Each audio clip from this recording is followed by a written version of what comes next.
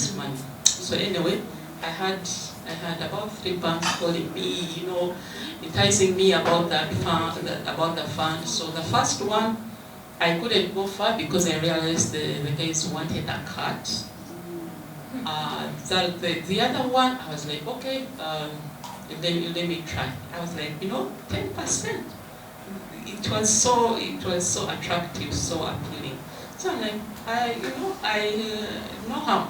So I went for it. I did all. I mean, first of all, they asked you for a lot of things.